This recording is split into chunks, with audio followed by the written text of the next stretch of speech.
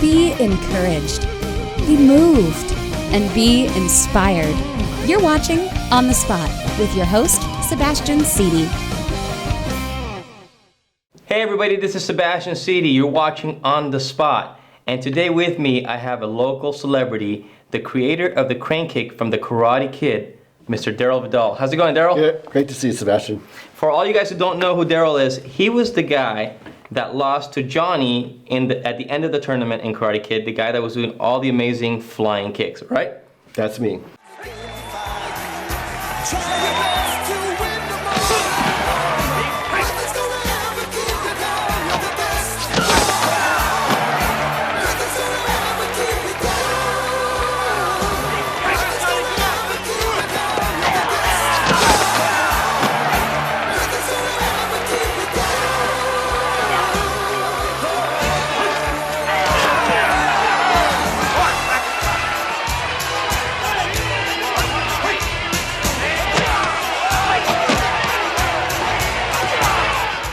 So let's get right into that. Right now, Cobra Kai is like everybody's watching it. It's a huge thing right now. Number one on Netflix. Number one on Netflix. So a lot of people are going back and watching Karate Kid. Absolutely. Which means, especially people here locally in the Inland Empire, know who you are, and they're kind of connecting the dots. And you're kind of a big deal right now, which is why you're here. And we want to know, how did you get the role in the Karate Kid? Going back to when I was a teenager, I took karate. I was living in Chino at the time, and I had a good affinity to it. You know, I could kick really well. The movements were second nature to me, so I felt I could be a good karate person, maybe the next Bruce Lee. And so I really took my training seriously. And in the summer and during the years, we would go to karate tournaments, mostly in Los Angeles. And I wouldn't say that I was thinking that I would become the next Bruce Lee by getting discovered, but that's how it happened. Okay. I had incorporated all these jumping, flying kicks, spinning kicks into my kata, which is a competition in the tournaments that you do on your own.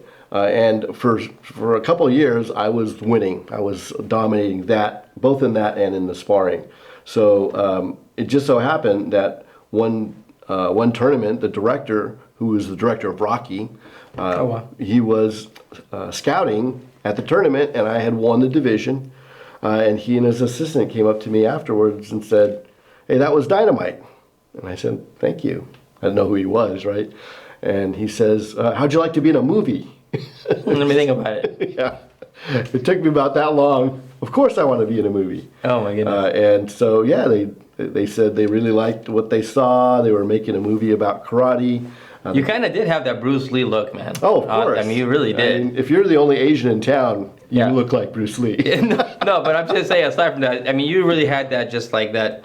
Well, obviously your form and everything, you could tell that you were the real deal out of that tournament. You know? Well, I mean, yeah, you know, from Enter the Dragon, you know, that's what, 1973, through to that time, I'm pretending I'm Bruce Lee. Right. So, yeah. So you had all the moves down. Yeah, there's parts in the fight scenes, and I have never said this on an interview, where I was seriously imitating Bruce Lee. Really? Yeah. I didn't do anything like that, but it was a little bit of this, you know, which is, you know, you might not just do it like that. But. Did you land any of the hits, or did you get hit at all? Or it was all choreographed. Yeah. But sometimes they slip, right? Well, absolutely, and sometimes you just do it so it looks real. Like when you hit the big guy, it looks like you hit him. I nailed him. You nailed him. Okay, that's what I thought. It was more than once because we did it a few times.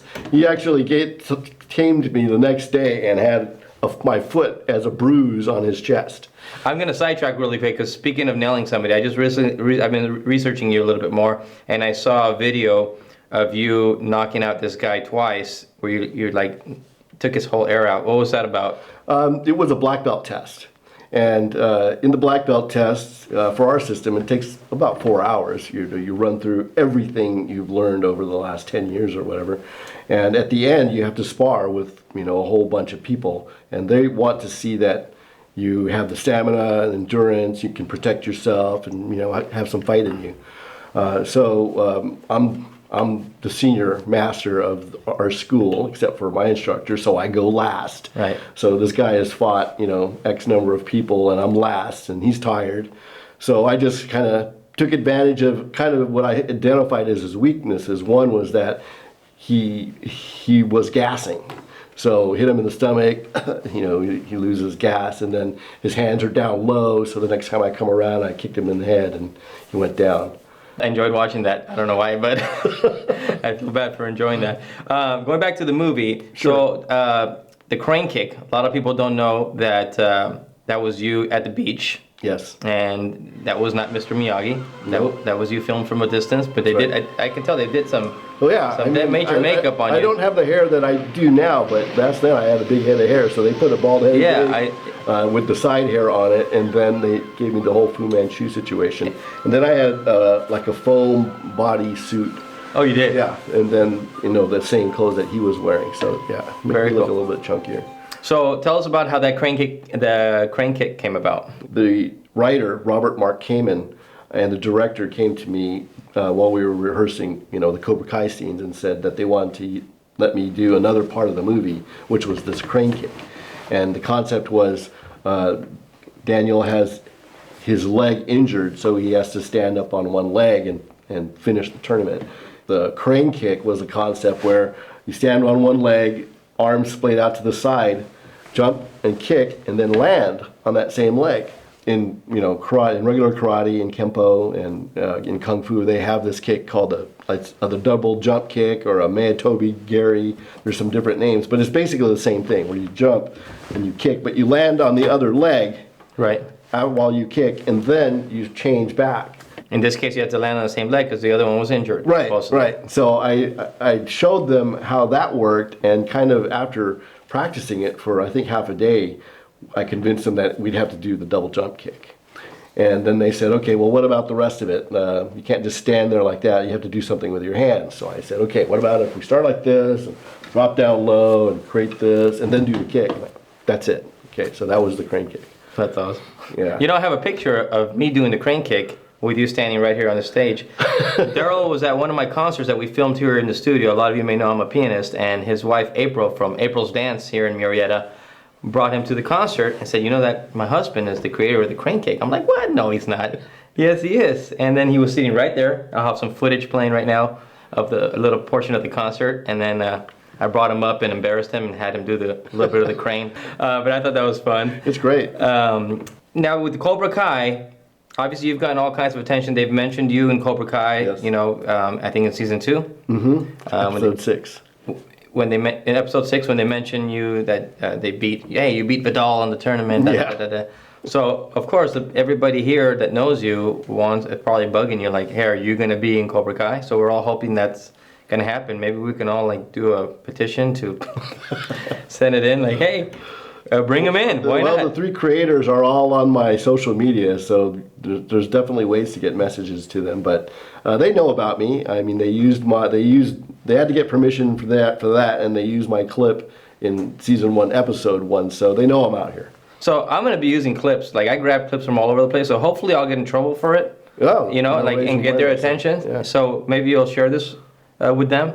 Oh, I would. Yeah, okay, good. So cause wait, listen, we want to see him in Cobra Kai season 3 is done. In season 4 or 5, whichever, it should go along. I mean, I've heard that they're going to go to 6 seasons. So, Beautiful. Oh, yeah. that's going to be awesome. Yeah. So now you're still practicing martial arts. Yes. Right, and you're Yeah. teaching. Yeah, I teach classes Tuesday and Thursday nights. I've been doing it at the Parks and Rec for 30 years.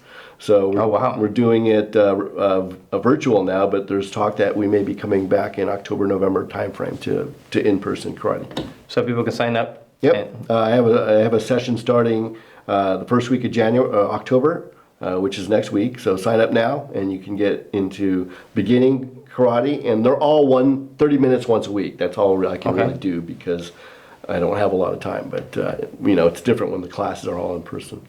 Okay, well, I'm putting the information here on the screen below me. So if you're interested in taking some karate lessons from the man who created the crane kick for the Karate Kid, I mean, that's pretty cool. Then just make sure to contact him. Hey, Darryl, thanks so much for coming out. Thanks for having me. I enjoyed having you. Yeah, Thank you. It's fun. All right, guys, I'm Sebastian Sidi. Thank you for watching On the Spot, and we'll see you guys next time. Would you like to be a guest on the show? If you do, contact us today. We would love to hear your story and help you promote your passion. Be sure to also contact us for advertising opportunities. Thanks for watching. Till next time.